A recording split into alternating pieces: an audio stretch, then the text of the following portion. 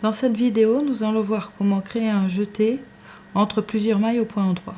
Donc on commence par tricoter le nombre de mailles au point endroit indiqué. Et pour faire le jeté, on a le fil qui est sur l'envers de l'ouvrage.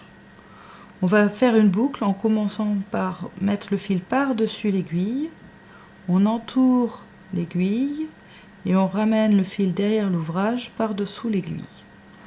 Et on recommence à faire des points au point endroit. Donc pour le jeter, on prend le fil qui est sur l'envers de l'ouvrage, on passe par-dessus l'aiguille et on crée une boucle. Et on poursuit les mailles au point endroit.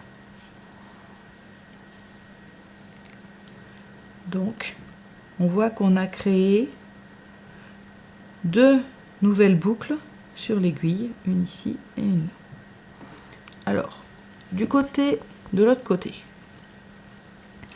on a tricoté des mailles au point envers. Donc, on tricote normalement les mailles au point envers. Quand on arrive au jeté, on voit que la boucle n'a pas l'allure habituelle, mais comme pour un point envers habituel, on pique de façon à ce que les deux pointes soient de côté opposé et on fait la même boucle que d'habitude autour de l'aiguille. Voilà, on tricote le jeté comme si c'était une maille.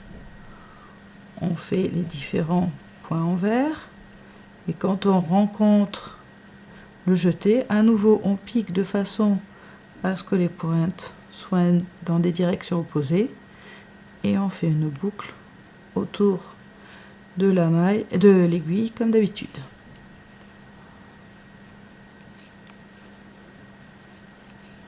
Alors si on regarde l'ouvrage,